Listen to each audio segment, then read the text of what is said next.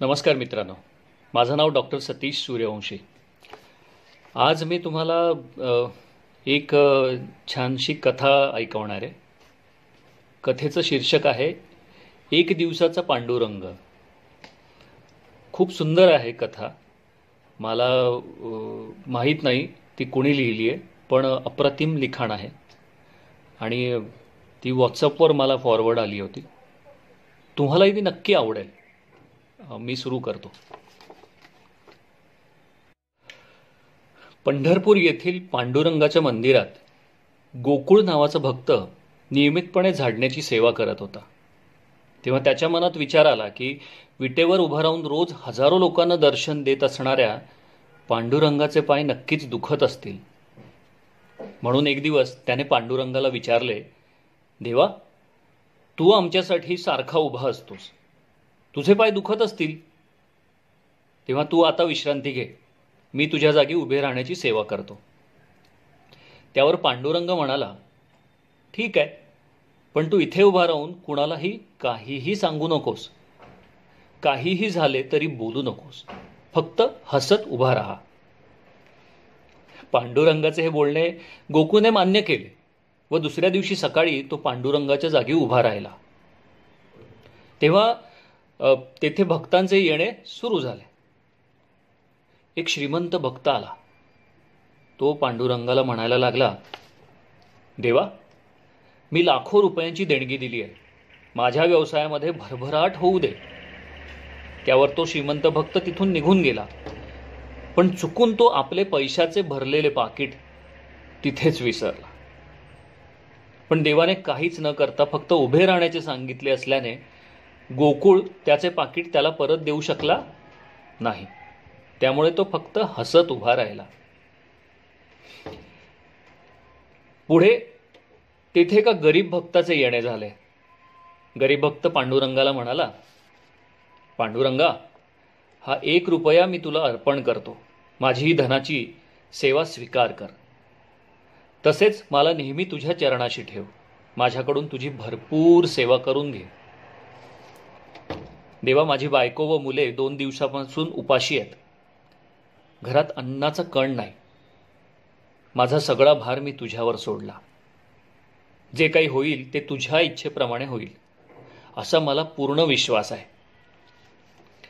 असे म्हणून तो भक्त आपले डोळे उघडतो तेव्हा त्याला तिथे पैशांनी भरलेले पाकीट दिसते. तेव्हा देवाचे आभार मानून तो ते पाकीट घेऊन जातो व आपल्या उपाशी बायकोला, मुलांना व इतर गरीब लोकांना अन्न देतो. गोकुळ काहीच न बोलता हसत उभा राहतो. त्याच्यानंतर पुढे तिथे एक नावाडी येतो.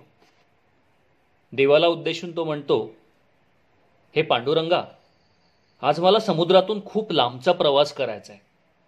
तेव्हा सर्व व्यवस्थित होण्यासाठी आशीर्वाद दे. असे म्हणत तो नावाडी तिथून चालू लागतो.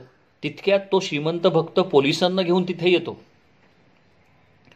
तिथे पाकीट नसल्याचे बघून तो श्रीमंत भक्त पोलिसांमार्फत पाकीट चोरल्याच्या संशयावरून नावाड्यालाच अटक करतो. तेव्हा गोकुळला फार वाईट वाटते, पण तो काहीच करू शकत नसल्याने तो फक्त तिथे उभा राहतो.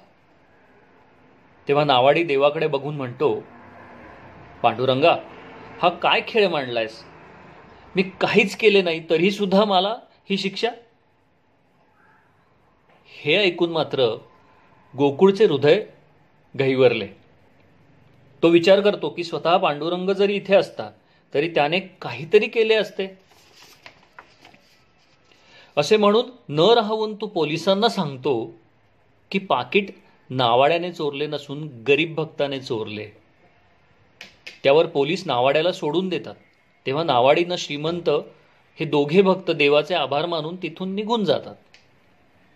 रात्री पांडुरंग मंदिरात येतो आणि गोकुळला विचारतो, गोकुळ, कसा होता आजचा दिवस? गोकुळ म्हणतो, पांडुरंगा, मला वाटले होते की इथे उभे राहणे फार सोपे काम आहे, पण आज मला कळले की हे काम किती अवघड आहे ते. यावरून कळते की तुझे दिवस हे सोपे नसतात. पण देवा, मी आज एक चांगले काम पण केले. असे म्हणून तो सारी हकीकत देवाला सांगतो.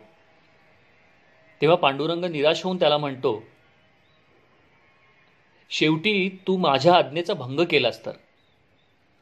तुला मी सांगितले होते ना की तू कुणालाही काहीही बोलू नकोस, पण तू ऐकले नाहीस. तुझा माझ्यावर विश्वासच नाही का? तुला काय वाटते, मी भक्तांच्या हृदयातील भावना ओळखू शकत नाही? गोकुळ मान खाली घालून उभा राहतो. पांडुरंग पुढे म्हणतो, अरे त्या श्रीमंत माणसाने दिलेल्या देणगीतले पैसे हे चुकीच्या मार्गातले आणि भ्रष्टाचारातले होते, आणि त्या पैशांच्या बदल्यात त्याला व्यवसायामध्ये माझ्याकडून भरभराट हवी होती. त्यामुळे पाकिट हरवण्याचा खेळ मला करावा लागला, जेणेकरून ते पैसे चांगल्या मार्गाला वापरून त्याच्या पदरातील पापाचा साठा कमी होणार होता. आणि त्या गरीब भक्ताकडे फक्त शेवटचा 1 रुपया राहिला होता, तरी सुद्धा श्रद्धेने आणि भक्तीने त्याने मला तो अर्पण केला. म्हणून पैशाचे पाकिट मी त्याला दिले, कारण तो सर्व पैसे फक्त गरीब लोकांसाठी वापरतो, आणि त्याने तसेच केले. त्या नावाड्याने काहीही चुकीचे केले नव्हते, पण तो समुद्रामध्ये लांबच्या प्रवासाला जाणार होता. तेथील वातावरण आज खूप खराब आहे. मोठमोठ्या लाटा जोराने वाहत आहेत. ह्या परिस्थितीत तो आपली नाव वाचवू शकला नसता आणि त्याचा प्राण गेला असता. म्हणून मी त्याला अटक करण्याचा खेळ रचला होता, जेणेकरून तो तुरुंगात बंद राहील आणि मोठ्या संकटापासून वाचेल. पण तुला वाटले की आपण एक दिवसाचा देव झालो म्हणजे आपण सगळे समजू लागलो. पण तू तर सर्व खेळावर पाणी सोडलेस, आणि नेहमी जे होते तेच आज पण झाले. देव मनुष्यासाठी चांगलेच खेळ रचतो, पण मनुष्याच त्यावर पाणी सोडतो. तात्पर्य काय? देव जे काही करत आहे ते फक्त आपल्या चांगल्यासाठीच करत आहे. फक्त आपण देवावर विश्वास ठेवून धीर बाळगला पाहिजे, आणि आपण आपले काम खूप मनापासून केले पाहिजे. धन्यवाद.